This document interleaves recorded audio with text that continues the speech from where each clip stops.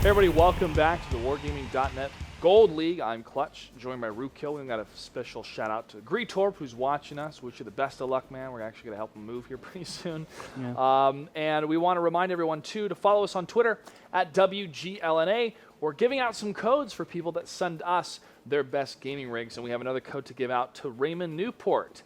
His tweet says he has an AMD FX 8350, a Radeon 7950, 3GB, 8GB RAM, Razer peripherals, an Asus 24-inch monitor, 128GB solid-state drive, 500GB HD drive. What does HDD stand for? Hard disk drive? Yes. Yeah, hard disk drive. Yeah. It's been a while. It's a mechanical drive. I'm used to STDs. Yeah. They're cheaper and stuff. You combine that 500 with the SSD and you got a really solid rig. That's right, man. And there's his picture. So, Raymond, we're going to send you a code for 2,000 gold. 200,000 credits and 7 days of premium. You guys can get a code. All you got to do is follow us and send us a picture of your gaming gear. Where do you command your tanks from? And we will send you guys a code. And if we like it enough, we'll read it here on air. You guys can follow us on Twitter as well. I'm Clutch08. He is Rookkill with 2 U's. Rookkill, where are you at with followers? You started with less than 90 when you came out here, and now you're at almost 500? Just breaking over 400. I'm at 420 now. Oh, right on. I've hit the magical number 420 followers. All right, guys, go ahead and jump into our face-off. Fulcrum Gaming versus Top Tier. Gentlemen, good evening. Hello. Evening. Fulcrum Gaming, let's start with you. You had a win against Spurglords last night. We also saw a tweet about sickness. Where's Negatron? What's going on? How you guys doing? Well, that's actually, David Negatron has been out sick, and he missed the match yesterday. Today he feels pretty good enough to play, so we'll see how it goes, and hopefully he gets better next week. We're sorry to hear that. We wish him a speedy recovery, but I'm sure he's going to be in tip-top shape in a matter of no time. You guys looked like you were in tip-top shape last night. Spurglords, however, did have a win against you in one battle. You kind of dusting off the cobwebs, or was Spurglords a bit of a surprise with their skill? No, good stuff from Spurglords. We didn't expect push that late in the game. We thought they were camped up in the 1-2 line, and at that point we were shifting to aggress into the 5 line there, but ended up being a cap fast. We made some mistakes there. Our 69s went down early, and a lot of shots were wasted, not resetting or not putting down a tank, and that's what happens when you do a cap fast. You're kind of caught out, you have to make a decision, and if you're wasting shots, not putting down a tank, you're going to lose a cap fast, and that's what happened to us. As far as our shape, I'm not very happy with it. I think we're going to be stepping it up as we get more in rhythm and as we get everybody back on in perfect health, So going on that break really did hurt you guys? No, I wouldn't say that. I would say that it's just health issues, and well, holidays do affect you a bit because you get a little bit relaxed. I think we'll be fine. Don't worry about it. Everyone needs a break, Randall. They're not machines like you or me. Valacio's a machine. We saw him perform one of the coolest feats on Prohorovka with those 3 T-32s pushing across the railroad tracks. Valacio, you guys looked great last night. You're up against the top team in America. How are you feeling? What are your thoughts? We feel completely confident, obviously, and it's gonna be a good game. It's gonna be a good game. When you guys pushed across Prohorovka, right across the tracks, the T-32s just didn't even stop. That looked really scary from my perspective. What made you guys actually make that decision, push yesterday, and just say, go? Honestly, that was a bad call, but then it worked out, so I'm happy. Hey, man, it's a type of call that only works when you have the T-32s. Yeah, we were kind of separated, but somehow it worked out. I have no idea how, but it did. All right, Valacio, do you have any words for Fulcrum Gaming before we start this match? Please use lube. I think somebody's surprised. Any response? Don't worry, comrade. We have you covered. Fulcrum Gaming, you have the higher seats. You are the #1 team. Heads or tails on the coin flip? Heads. Heads will be the call. It is heads. Will you choose the map or defer? Defer. They will defer. Valacio, what is your map choice for top tier? Prohorovka. Prohorovka will be the first map choice. Heads, north or south, Fulcrum Gaming? North. North side, Fulcrum Gaming. Top tier will be taking the south side, maybe the tails side is what I like to call it, heads or tails. Thanks, guys. Good luck in the matchup. Thank you. All right, and here we go. We're just going to wait about 90 seconds for them to choose their tanks, and we'll jump into the map. Prohorovka worked out pretty good for Valacio and his team. That was hilarious. He's just like, it was a bad call. It just was bad. He knew it was bad. It shouldn't have worked, and then it did. The element of So- surprise. Everyone was surprised. I was surprised. He was surprised. Ah, I really enjoyed that, though. That's why I put that in my notes. We're Yeah. going to have to see what kind of notes we're going to take here for Fulcrum Gaming versus If- top tier. do you think they'll do the 3 T-32s again? I think it's a possibility because I ordered them last time. But I feel top tier's position, this is a team that is newly formed, and this is their first appearance as the team top tier in the Gold League. In the qualifiers, they were Tier 32, Best Tier 8 2013 was their full name, but they shortened it to top tier. It's But a really long name. it is. It's a great name. It's a long name. For them to be up against Fulcrum Gaming in day 2, I think this is a more advantageous position to be in because they get out of the way. Yeah. Mentally, Yeah. they're thinking, listen, guys, this is the hardest team we're going to play. Is there a possibility we could win? Yes. Let's play to our best and not overthink it. And that's what No Limit was talking about. Flappy Giraffe, they're overthinking it. And I overthink things all the time. It's one of my biggest weaknesses, that and Kryptonite. Yeah. And it is difficult because it is a continual pattern of overthinking, and then you're overthinking that you're overthinking, and it gets worse and worse and worse. Yeah, It- that's a just kinda problem reset that your a system. lot of people get into. I got into that problem when I was commanding stuff. Just started to think that everyone else was considering more options. Like I was like, okay, my opponent's going to make a crossfire here, and they're going to do this and this, and I overanalyzed it. If you overanalyze it, you start cutting off options that are open to you. Your opponent's not going to make that many tactical decisions in preparation for a battle. They might make some. They might make a great defensive position, but most teams aren't so well rehearsed that they're making shifting crossfires that are all-encompassing and stuff constantly in every strategy. They're generally making the opening move, maybe a secondary or tertiary move. After that, it's really just improv. It's all improv from there. And that's what makes a great commander as well, is they don't create opportunities of choices, they limit opportunities of choices. You're in such a good position that the only choice is forward. That's the choice of victory, compared to we can do 6 different things. If I choose one and we're wrong, that's not good. Let me think about the other 5. And you're frozen that whole time trying to make that choice. But And before you begin an engagement, you have to have already won the battle. Most battles, most engagements are won before anyone starts shooting, or at least they should be. A lot of the times, there are you've seen misses, yeah. and bounces. Misses and bounces will throw things off, but that comes down to discipline and tanker skill, which needs to be there. You have to have it there. If it's not there, if people aren't making their connections, it doesn't matter what you can do tactically. If you can't make the shots, you're in a bad place. The proper way to analyze is when you make a decision, you stick with that decision, and when everything goes wrong, you can go back and realize the mistake was made here at an exact place and at an exact time when you made the specific decision, the specific strategy, maybe going across the railroad tracks with 3 T-32s, and you know, hey, we can't make that kind of decision in that scenario anymore. Well, they 'cause it had to doesn't keep work. going. They had to keep going. They Oh, couldn't they hobble. did. They couldn't hobble themselves by No. saying stop and What's go going to back. happen? They're going to go back behind the railroad tracks, take 2 or 3 more shots, have even less HP? No, they decided to stick it out.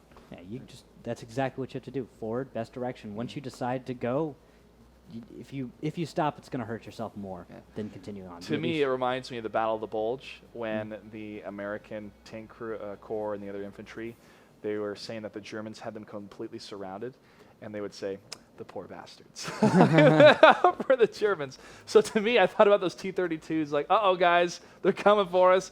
Sucks to be them. Yeah. And they kept fighting. We're almost ready, guys, for the first battle of Fulcrum versus Top Tier. As a reminder, after this match, we're going to take a short halftime break, just under 10 minutes, so that Rook and I can actually get something to eat real quick and have enough energy for the next 2 matches. We've got pizza in the back clutch if you want some. I'm tempted. I'm tempted. But we'll have 2 matches after that, and those matches are going to be, quick reminder, Googly Boppers versus the Cazadores. Cazadores' first appearance here for Season 3. Yeah. And I'll have to activate my Spanish when we have our interview. And finally, match number 5, Cunningham's versus River of Blood. A lot of people have been waiting to see this matchup. This is a revenge match from Season 2. Yeah.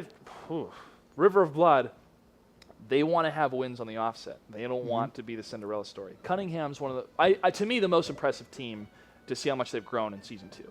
Yeah, they just a really solid teams, both sides.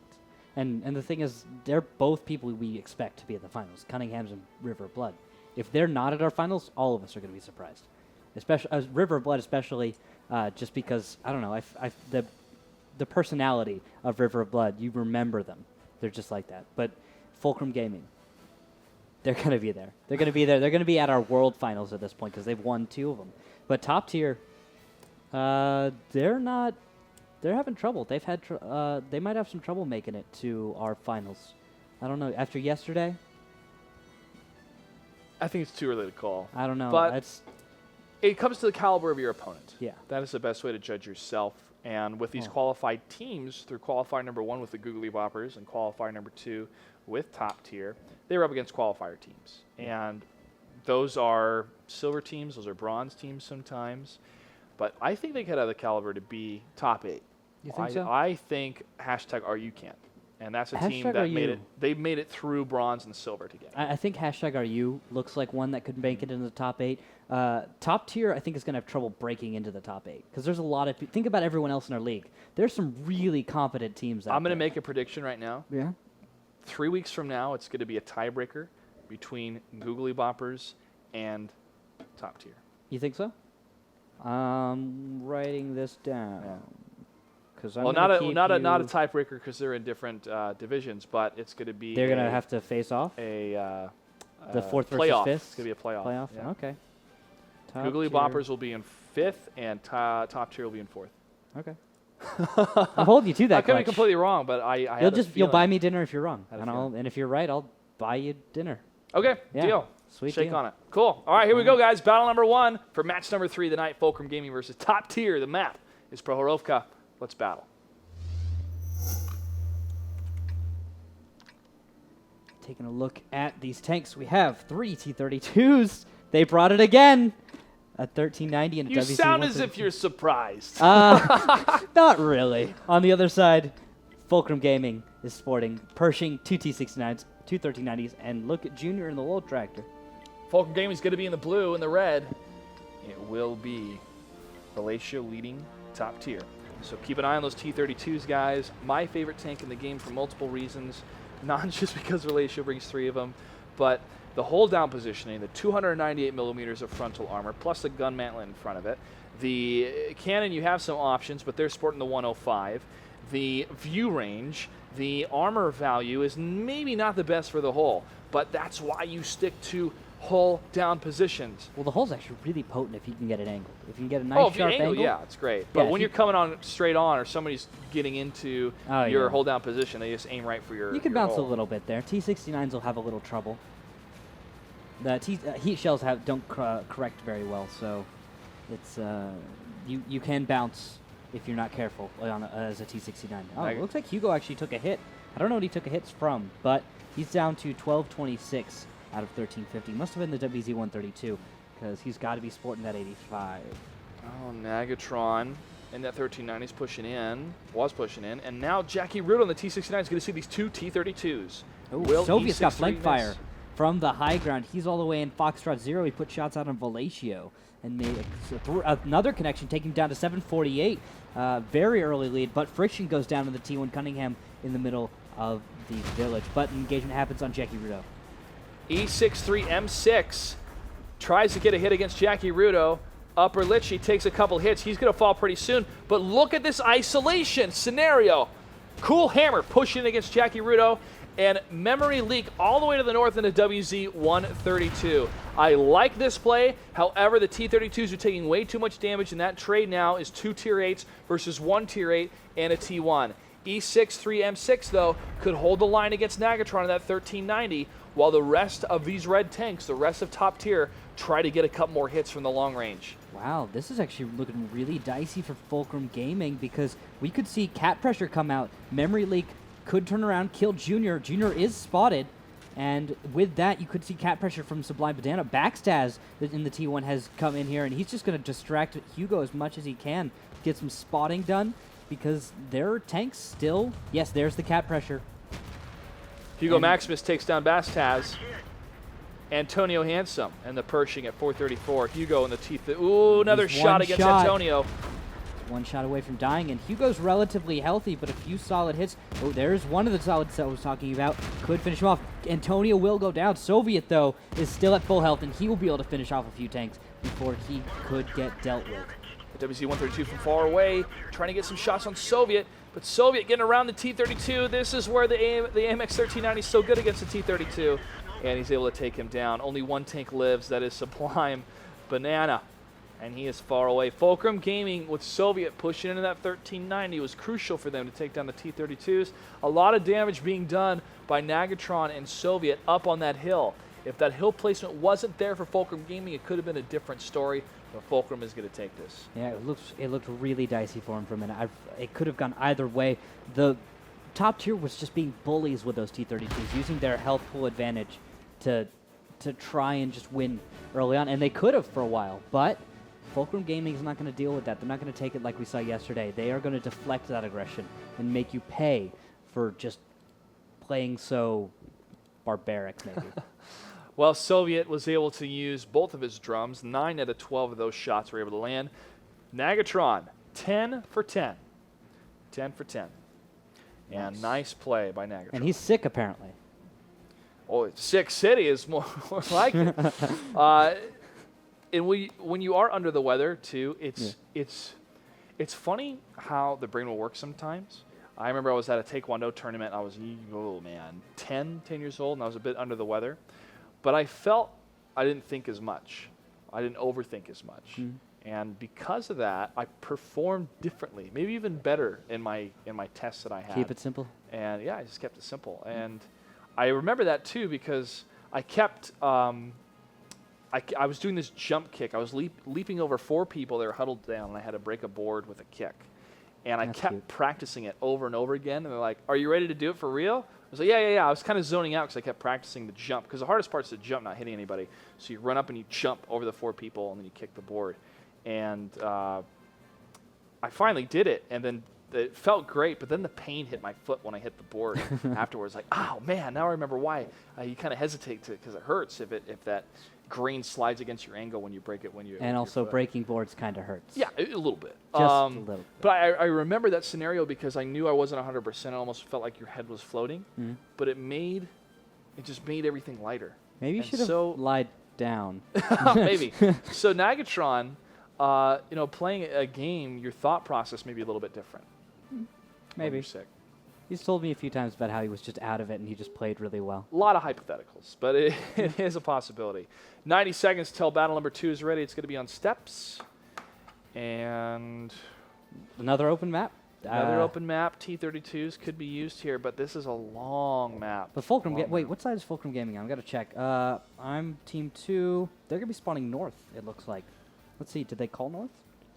Looks like. Yep, looks like they're going to be on the north side. Step south is what top tier called for, so they don't want Fulcrum Gaming to get the new south side. Because south side on the east has been altered, and now there's a little bit better cover. The approaches are a little bit safer, and there's some really cool high ground positions in the southeast. So I'm starting to think that I might like the east side of the map from the south now more than I do from the north.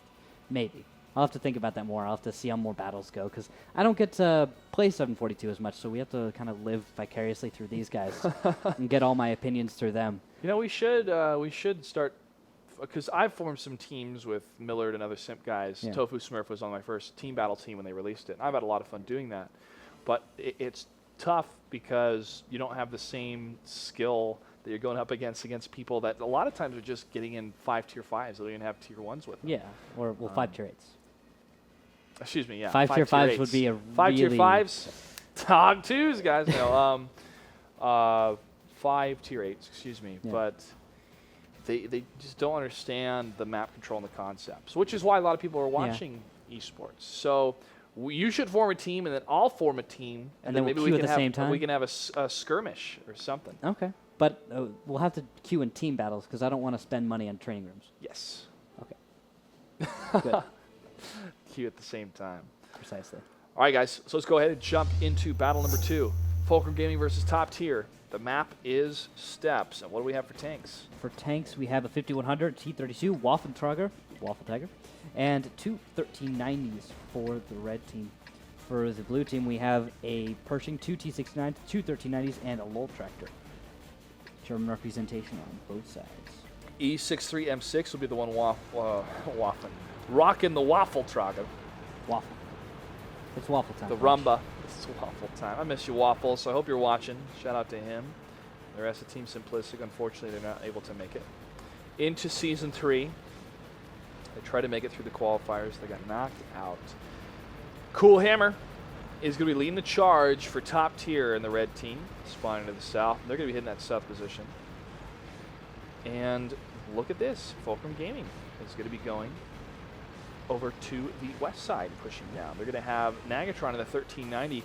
This is more of a defensive scout position, and Fulcrum could get some serious map control if they cross over to the east side. Yeah, Fulcrum will actually, I think, get map control on this one. They'll have that west control, and their opponent, top tier, is probably going to be stuck on the east. Because from the east, you have great cover on a lot of the bases, but from the south, I don't think the defense is as strong. So when you spawn north like Fulcrum Gaming is right now, taking this west push, you can possibly put cap pressure and maybe screen the cap from there. And that would be a solid option for Fulcrum to make this a fast cap, because we've seen them do this on steps before, spawning from the south. That's right. So we could see the opposite of their northern to southern approach.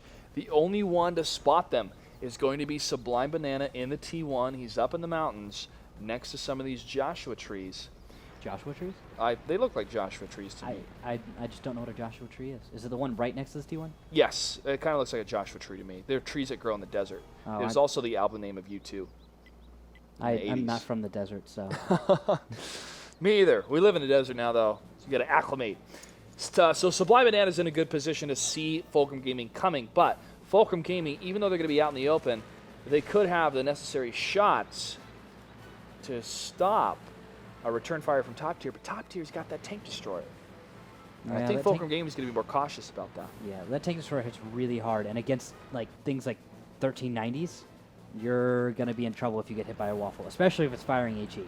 If that thing does it have the 152 or is that the 128? The 128 is what he's using. Okay, so he's going to have a higher velocity. He's going to hit pretty hard. I think it's 490. I think it hit, yeah, it's 490 average damage. Well, lower velocity, the one. No, higher velocity on the 120. Or the 130. The 150. The 150 is the lower velocity. Yeah, yeah. The 150 has. You can alt tab the game and come back into the game. You'll still see the trajectory. You could. Depends on your computer.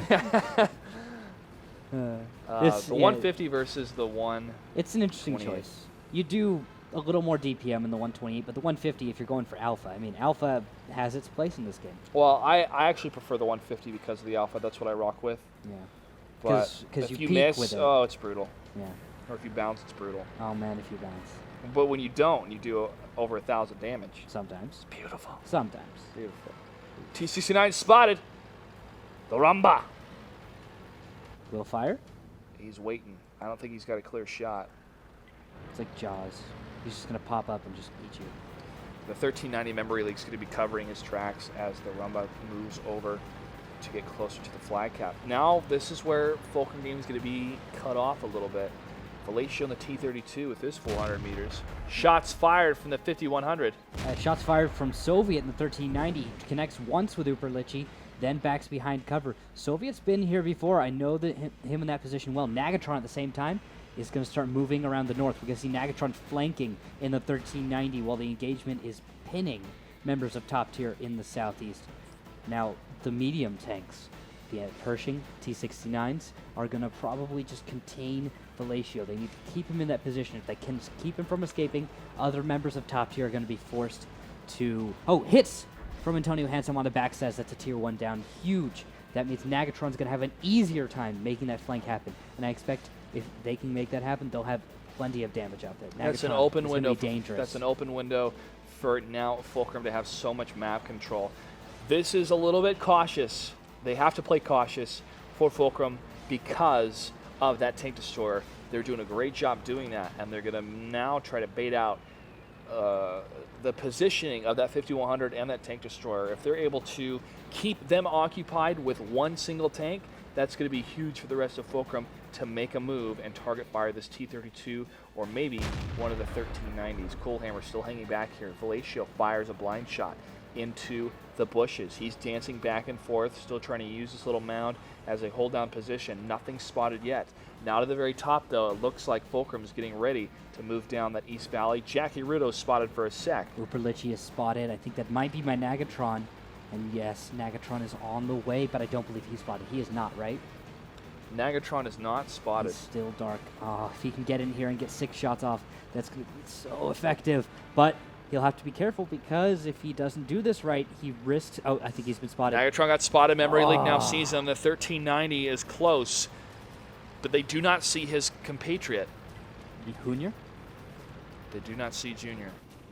Yes, Junior and the leg fracture. Just putting around in his little thing. He was trying to spot ahead, but after not spotting anything, Nagatron decided he would take the lead and kind of actually blew that element of surprise. It's really unfortunate for Fulcrum. There was a really huge window right there, and Nagatron knew what he had, but once it was gone, he actually did a smart thing and backed off. If he kept going in, I think top tier was ready for it. If he kept coming in, that would have been devastating if he fell. Fulcrum now still has a lot of the map control, a huge percentage in their control. Friction is spotted in the T1, and it looks like Fulcrum Gaming is going to go up to the north side along the path, along the road there, keeping that cover. All right. Soviet, in the meantime, is lining up shots on Velatio. Velatio blind fires because he is spotted. He has sixth sense. He recognizes that Soviet is up there spotting him. But Soviet, knowing that Velatio is smart enough to return blind fire, actually backs out of the bush, actually drives forward out of the bush, and doesn't take fire. So this is a really cool mental game going on. So it's going to keep trying to spot Velatio. Velatio is going to keep blind firing back. Soviet hopefully will recognize what's going on. Well, he will continue to recognize and maybe take advantage of Velatio and his camo. Uberlichi actually gets spotted. Soviet might line a shot on him, knowing that there are tanks watching from a wider angle, more dangerous angle. He lines it up, does not connect. Yeah, this is more aggression, potential aggression coming in. A little bit of a push coming into those rocks areas. Velatio and the T-32 still staying in this section, looking for Soviet to pop out. Another blind fire coming out of Velatio. But here comes Nagatron, Jackie Rudo, and Hugo Maximus. They're in the north, and I don't believe they've been spotted. They have been spotted. They have, all three of them? Uberlichi has seen one, Nagatron. He hasn't spotted the other ones yet. But Nagatron gets a nice hit on Uberlichi. Now Hugo Maximus and Junior have been spotted. Junior in the old tractor. A little bit out of position here. Shots getting close to him, but missing. And now this could be the push for Fulcrum Gaming to the south to get up against the T-32. Antonio Hansen in the Pershing sees Velatio. And now Velatio pushing up in the T-32 is going to be completely open for fire on both sides. Soviet sees him, continues to fire into him. Velatio's in a really bad position. Antonio Hansen in the Pershing could push out. But here comes Coolhammer to support. And they could actually, and Coolhammer might be able to take down Soviet. No, he's actually going to get damaged by a T1 Friction before he begins his engagement on a tank. Coolhammer needs to close this distance and make every single shot count. If he doesn't, he will go down to the Pershing. Velatio at 424, Soviet at 275. Uberlichi is still trying to keep the fight going, but he's getting hit from the left flank from the T-69s as Nagatron pulls his turret towards him. Hugo Maximus is going to push. Velatio at 424. Antonio Hansen falls to Coolhammer. Velatio now behind a rock, but the T1 Sublime trying to see where Soviet is. The T1 Friction hiding behind the rocks here. Coolhammer not going to try to waste his shot. Velatio is going to go for the hit. He gets the kill. And now the 1390 Memory Leak is in some trouble. Oh, and Memory Leak's getting ripped up by Junior. As Jackie is finally reloaded, misses the second shot. Third shot should connect. He stops for it, and there is the connection. Hugo Maximus, though, at the same time, is just going right on in against the C-32 and 1390. Stops for the shot. First is a connect. Second will be a connection by Nagatron. Nagatron stealing that kill. And Soviet will get a kill on Sublime Banana. Hugo getting the last kill. Victory, Fulcrum Gaming. Really nice positional play from Fulcrum Gaming. They had to take a long time to set that up because you have the 5100s that have some good burst damage, and you have that Wolfentrager, which is devastating if it's able to land a shot, even in the 128 compared to the 150. But the thing is, they had that slower lineup, and the slower lineup ended up hurting them because the maneuverability Fulcrum had just tore it apart. They got to move around all the way to the north, took them only a minute or two, and after that, they came in from an angle where they were hard to spot, and by the time they were in position, top tier wasn't ready for that. They couldn't have deflected that. There was too much from either side, and they didn't have the maneuverability to push forward into a position. We're going to take a quick commercial break. We come back. Battle number 3 of Fulcrum Gaming versus Top Tier. Stay tuned. You're watching World of Tanks Gold. Welcome back to Wargaming.net Gold League. I'm Clutch, joined on the set by Randall Rukill Holcomb. We're going to be here every night for our broadcasts, Thursdays to Sundays at 5 o'clock Pacific time for the next 3 weeks to bring you guys the best World of Tanks action in America. We have about 90 seconds until we're ready for the next battle, and that's going to be on Cliff.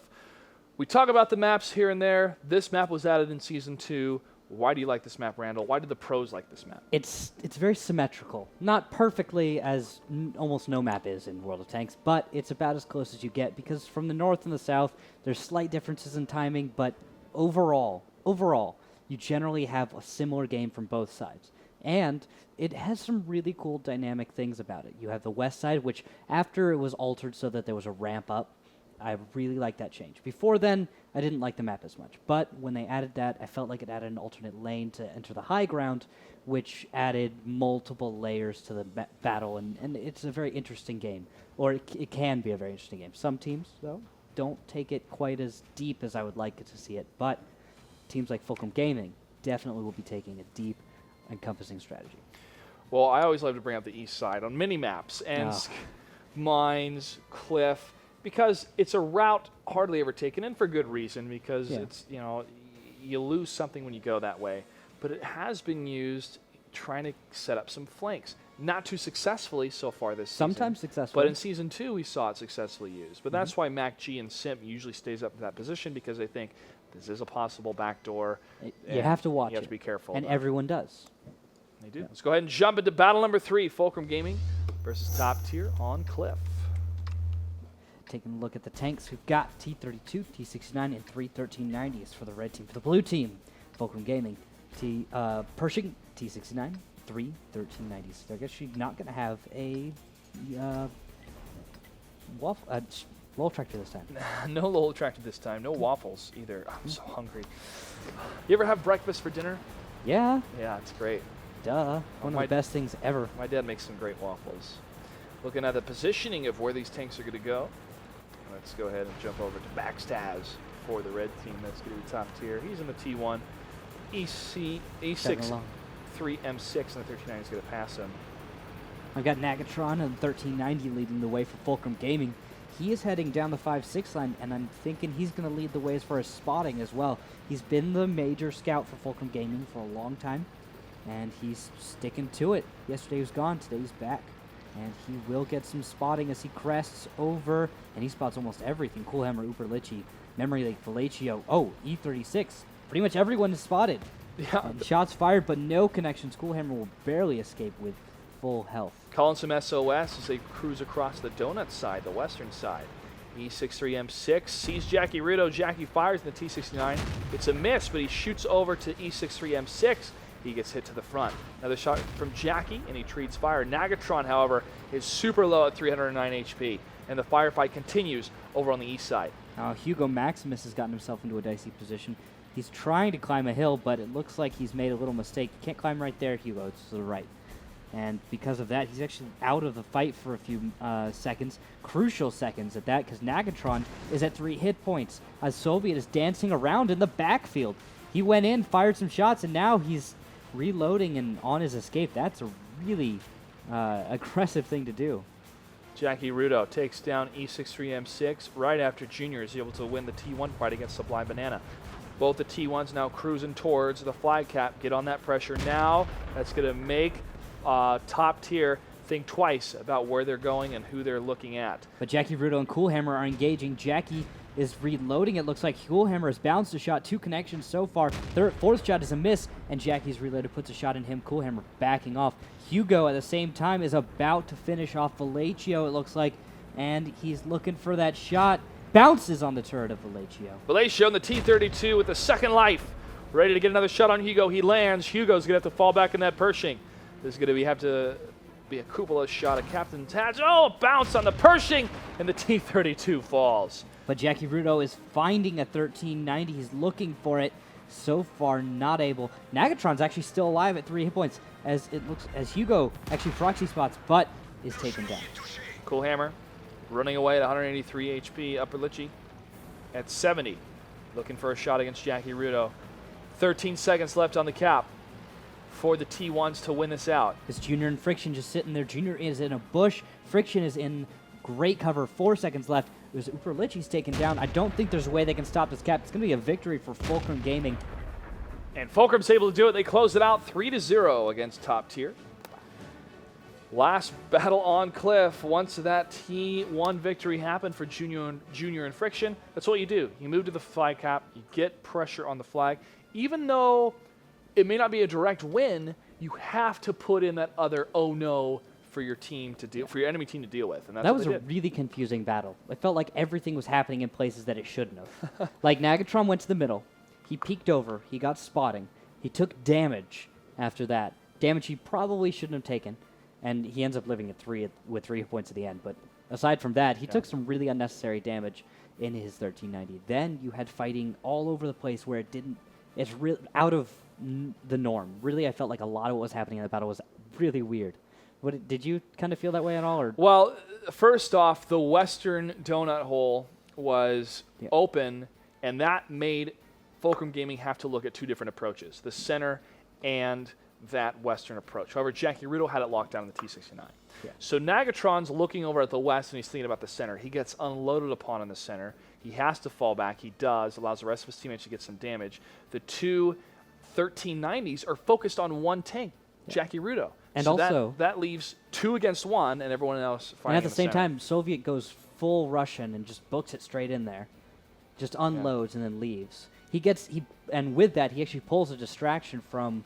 I think that was it Coolhammer in the 1390? Or I think it was Coolhammer in the 1390, and he just pulls him away, and he's out of the fight at that point because he has to chase Soviet all the way to the southeast.